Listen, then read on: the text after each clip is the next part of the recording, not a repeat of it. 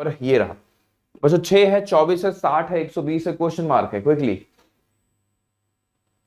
बच्चों तेजी के साथ, क्या है सवाल?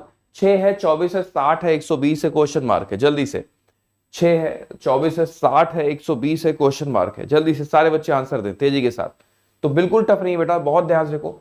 आपको सिर्फ ये देखना है कि ये क्या है, बताओ। ये 2 का क्यूब माइनस 2 है, 8 माइनस 2 है ना। ये क्या है देखो, ये बच्चों 3 का क्यूब माइनस 3 है। बोलो ये क्या है बच्चों? ये 4 का क्यूब माइनस 4 है, ऐसे। ये क्या है बच्चों? ये 5 का क्यूब माइनस 5 है। इसका मतलब यहां क्या आएगा? यहां 6 का क्यूब माइनस 6 आएगा, सिंपल। यानी कि 210 आएगा, है ना। 216 माइनस 6, 210 आएगा। सारे बच्चों का आंसर आ रहा है 210। बहुत बढ़िया। अगला सवाल आपके स्क्रीन पर ये रहा। 6 है, 12 है, 20 है, 30 है, क्वेश्चन मार्क है।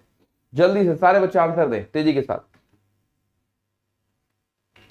नाइस, बहुत बढ़िया। सवाल देखो क्या है। 6 है, 12 है, 20 है, 30 है, क्वेश्चन मार्क है। कैसे अप्रोच करोगे इस सवाल को, बताओ।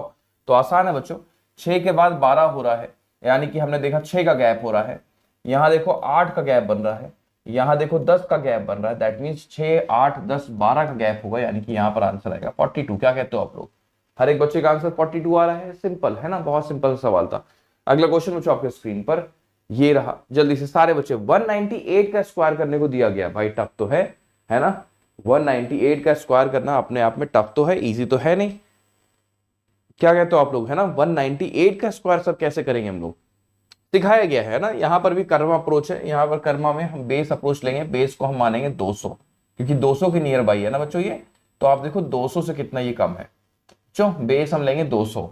200 से कितना कम है ये? तो आप बोलो सर 200 से ना ये 2 कम है। तो जितनी कमी होगी उतना आप माइनस कर दो, यानी कि आपने कहा सर 196। करेक्ट बात है, ठीक है।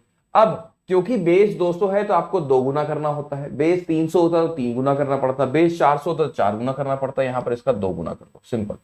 यानी कि 200 और 192 यानी कि 392। ये आ गया, हाँ जी आ गया।